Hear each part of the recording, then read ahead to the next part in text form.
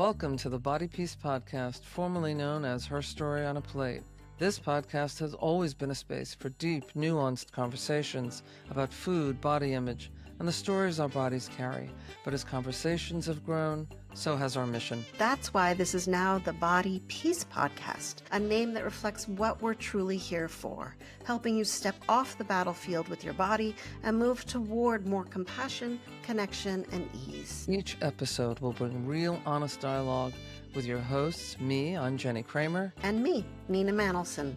We'll also be joined by guests whose personal stories and professional wisdom offer new ways of thinking, feeling, and being in your body. We're so glad you're here. Welcome to the Body Peace Podcast. Hi, everyone. We're so eager to talk about this topic today. Nina and I always get asked questions by our clients. It's been coming up so much. What do I do with the fact that I have a partner who's on their own weight loss journey, and how it affects me as a partner, how it affects my partner? It's really a very hot topic right now. So, I think one of the things that we really need to just get out there is that we believe very strongly in body autonomy. And what that means is, without our permission, You can do whatever the heck you want to do. Exactly. Without our permission, you get to do whatever you want. There's no judgment. This podcast and the offices from which we operate are a completely judgment-free zone. That said, the actions we take have an impact on our partners and the people that we live with. And it's interesting, as soon as you started saying that, the impact, I was thinking about some of the clients that I've worked with. And instead of thinking sort of from this psychological lens, up comes this word inside of me that was, because literally that's the sort of sentiment that I hear from clients when they talk about their partners losing weight and how much space it takes up in their relationship, and how much space it not only takes up in their relationship, but in themselves, with this feeling of it's, I don't know, almost like soul crushing in a way. Dare we say it's weighty? It is. It is. And so let's pull apart, what is that weighty feeling and that soul crushing that it feels so dominant in a relationship when it starts to happen? Let's talk about the dynamics that we hear from some of our clients, right? And this is in no order specifically. These are just the things that come up daily.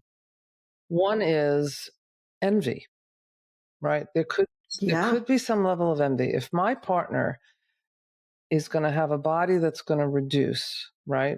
Will they see me differently? Will I still be as attractive to them?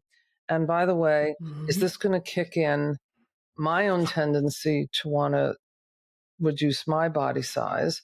Is this going to kick in some unhealthy method that I may go through just to keep up or keep it down as it is? And so how do you respond to that? What do you do if you're the other partner? Well, and there's so many different parts within what you just said. One of them is that envy, right? Oh, they are getting small. I might have tried my whole life to have a smaller body, and now they're on whatever diet, they're on whatever meal plan, they're on whatever drug, and suddenly their body's getting smaller. And wait a second, how is it so easy for them? How come it's all working and I've been in the struggle? And not only have I been in the struggle, but I've decided to step into what I call body peace, sort of that weight neutrality, that sense of this is my body as it is, and I'm going to accept it. And it's triggering. Mm-hmm. Mm-hmm. It's really activating. Yeah. And you just mentioned something else, which is, what is the type of weight loss that's occurring, right? So is it surgical? Is it by an injectable? Is it by an oral medication? Is it a weight loss plan? Whatever it may be. So what if you're a partner who has concerns about your partner's health? We hear this all the time. My partner really, really wants to have bariatric surgery. They really, really want to go on this drug. but I know some Yeah. things and I have done my research and I'm nervous for them. Have valid concerns. And I'm afraid that if I share it with my partner, they're going to think I'm not on board or that I'm not supporting them or that I'm trying to somehow Totally. get in the way of what they want to accomplish. Right. So, how do you both be a supportive partner? Right. I want to be wind in your sails. I want to support you in what you want, your version of happiness. And I have concerns from a health standpoint about whatever process you're going through. Plus, I'm kind of triggered How about that? because, The, the, right, the triggering is very potent for a lot of people. yeah. And I hear that a lot, that sense of, well, like you mentioned, are they going to still find me attractive? Mhm. Right? Should I be joining this bandwagon of getting bodies smaller? And one of the things that I often hear also is in the realm of social events. A client of mine said they went to a social event and everybody commented on her partner's body, So let's right? And not, so mhm, let's name that, right? That is yeah. diet culture at its finest. Hmm. Because people mean well, they think they're being kind when they say, "Oh my God, you look so great." Okay, so what's going through the mind of the person whose body is reduced? Am eye rolling in case you're just listening to this on audio? So I Hmm. can affirm that she is, in fact, eye rolling. So Hmm. what goes through the mind, first of all, of the person whose body is reducing? So let's see, they never used to say anything before. I can only imagine what they thought I looked like. Now they're Yes. saying something. I guess now they approve. Oh, and Right. Now I'm better. I'm better. And Hmm. what if I can't keep this off? What are the benefits then? Exactly. Think about the pressure of all of that, as if who Yeah. they are as people is somehow now different because their appearance has shifted. Yeah.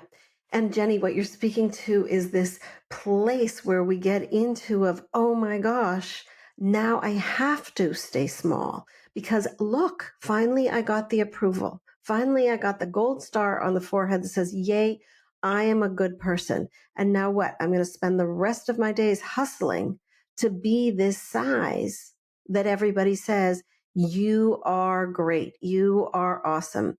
And one of the things that dynamics that I see a lot is people post this like before and after Mm. picture.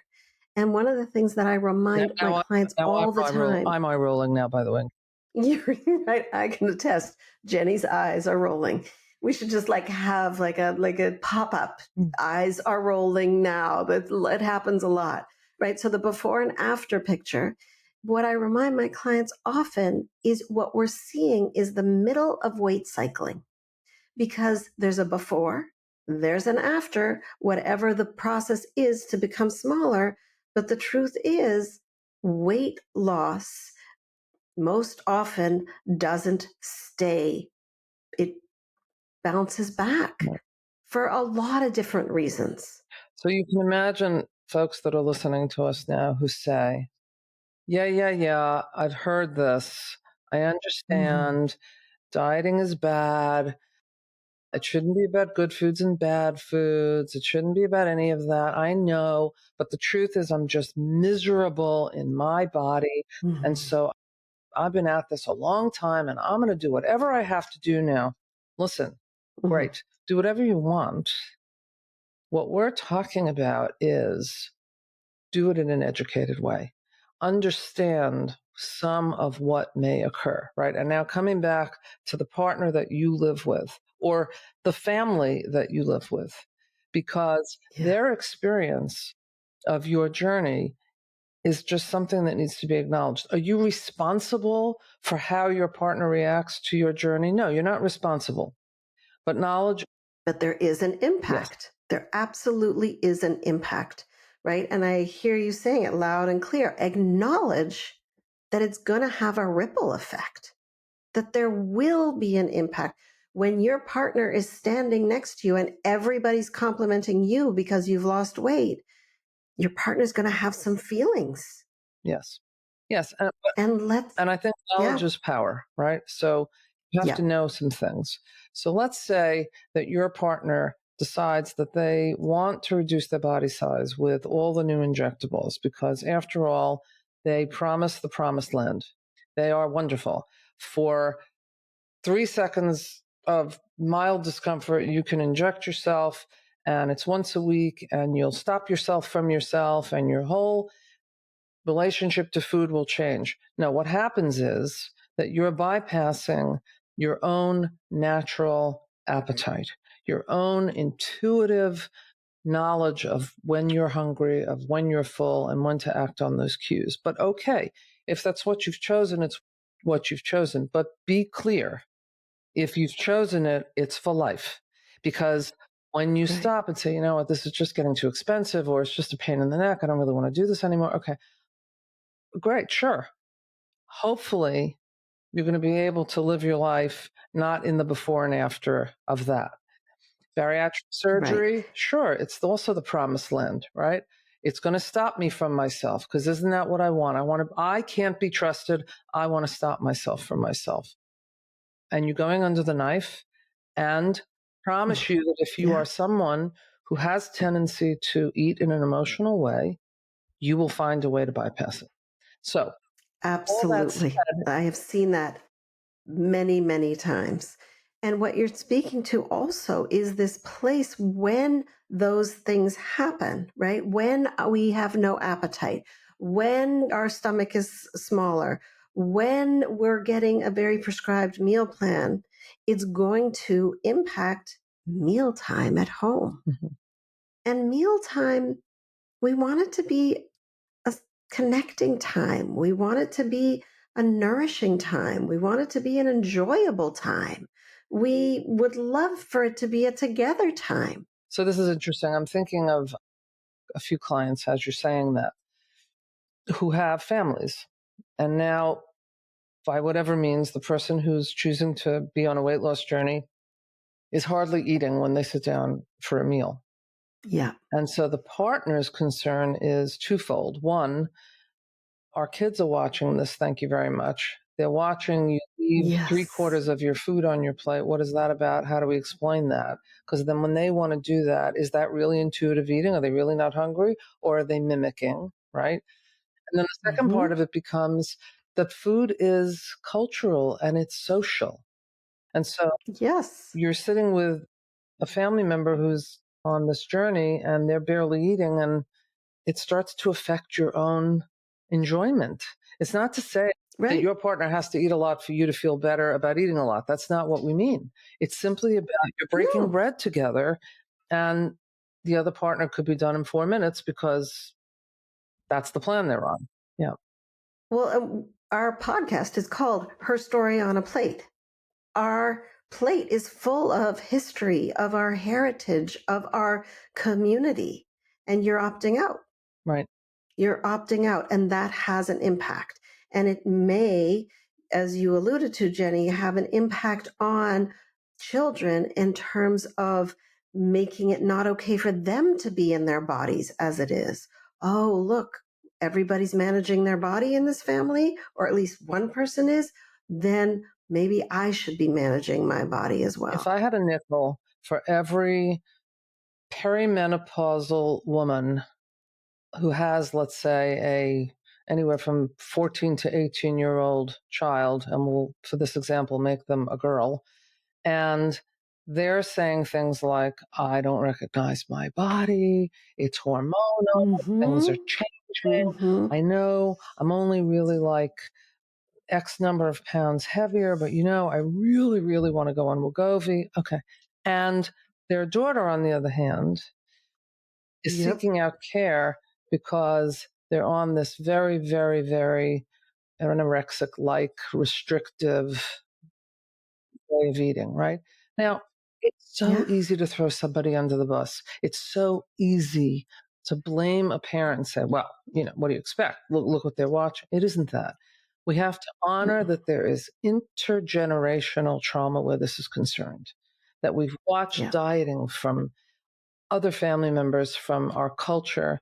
And It's really not, don't diet because your kid is going to diet. It's really about just give yourself a break here. Imagine if you can just accept your body where it is in this moment and just take a look and see, is there something I need to do here rather than rushing to the quick plan? Yeah. I love that invitation into embracing our bodies. And I've also seen clients be motivated by saying, I don't want to pass this along. Mhm. I am done. And I have to say, in my own journey, a big part of saying I am done with the dieting was when I had kids and I was like, I can't pass this along, not one more generation. I have to figure it out so that I am not the mom looking in the mirror going, oh, that belly. Mhm. I got to do something about Mhm. that. So that my kid, who's 2 years old, goes, oh, my belly, and feels bad about Mhm. it, right? We can. It is actually a very powerful motivator to say, I want different for the next Yes, generation. isn't it? This is also a conversation about boundaries, right? The famous B word. This is boundaries. Because let's say, again, you're living with someone who is on a prepared meal plan, like the meals come as is, and your partner says to you, no, I'm good. That's what I'm going to have for dinner. And now you say, well, all right, that's great. I'm not eating that for dinner. Now I have to figure out dinner for me. There's Mhm. something about that that feels like you're being left out. You Separating. bet. There are situations I know of where one of the partners, let's say, is on the injectable, and the other partner says, you know what, you do you, but please Mhm. don't ask me to go to the drugstore to get it. Please don't ask me to interact with it. Don't ask me to help you inject yourself. It's not that I don't want you to be happy, but you know what? It's too triggering. I know Yeah. what I know, and I can't not know what I know. And so I can't stop you, but please don't ask me to be a part of it. Yeah. The other thing that I see happening, and you sort of were leading into it when you were talking about how one person is eating, this is what I'm eating, you take care of yourself, is that the partner who is not on the weight loss journey feels like, well, I can't eat very much around this person because I somehow have to match them. And then what I'm seeing happening is secret eating, You bet. Oh, I'm so glad you said that. right? I can't eat in front of my partner. So now I am left eating secretly in the car, somewhere else, stopping for whatever it is that I can't eat in full pleasure, in full daylight with my family member. Ouch. Big ouch. Or they're in a social situation, right? You go out with some other couples, or you go to a party or a gathering. And once everybody's finished commenting on your partner's change in body size, right? The entire Hmm. conversation for the whole night is about this. Hmm. Because imagine, Yes. imagine you're sitting at a table in a restaurant. We've all seen this. You're sitting at a table at restaurants, 4 or 5 couples, right? And somebody is most obviously doing this. Now, every time someone orders food or eats food, Yep. they feel like someone's morally judging them. Well, Right. Oh my gosh, I shouldn't be eating that's this. Ooh, I'm having a cheat day. Oh, I'm going to feel terrible about this tomorrow. There's all this like out loud shaming and blaming as though to signal, no, no, I know I'm being bad. You're not being bad. You're actually eating a meal. And that is fine. Right. And also at the table is, well, how are you doing it? Well, what exactly are you taking? Well, what exactly are you eating? There are a million, there's another eye roll from Jenny. right. There are a million other things to talk about that are way more interesting than how somebody is controlling their food and controlling their body. It's so tempting, right? You're with someone who's clearly accomplishing what they wanted, and all you want to know is, how'd Hmm. you do it? I want to know Hmm. what's the quick fix? Why do you want to know the Yep. quick fix? Because most people have been through 40 quick fixes, but this will be the one. No, This is what, this one. is it. This is the one. Okay, so I'm going to interrupt us for a second and do a PSA. Okay. for do not comment on somebody's body and do not ask them about what they're eating, what they're not eating, or what drugs they're taking, if they're taking drugs, or if they had surgery. It's not your business. That's my bossy PSA is stop with the body and the food commenting. Just stop. Besides, It doesn't help anybody. think about all the other things you could compliment someone about, Mm-hmm. right? Whether it's about their sense of humor or their intellect, or they just look Mm-hmm. beautiful, whatever that means, Yep. right? Yep. Or, I mean, there's 15 things you could pick if you really want to compliment someone that has nothing to do with body size or a shift in body size.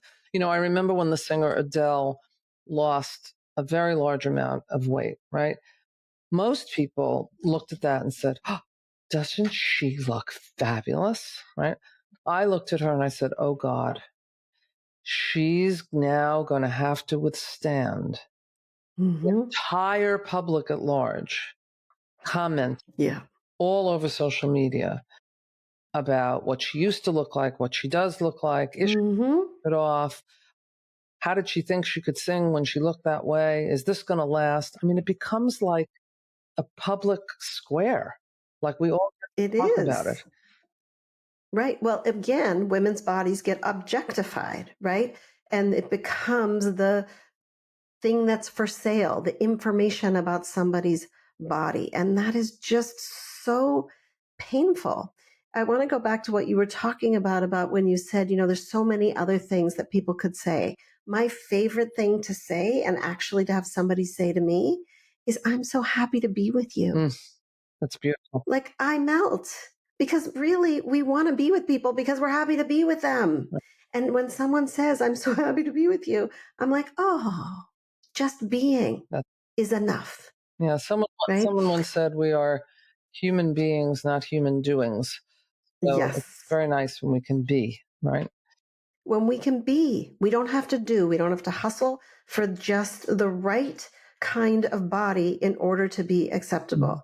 And I want to touch on another issue that comes up when there's a partner who's getting smaller. And that is if that partner that's getting smaller is a man and the other person in the partner is a Mhm. woman.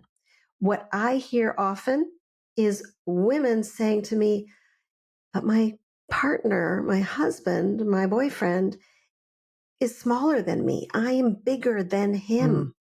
And I just feel like I'm not attractive. I don't want to get naked. My body is bigger.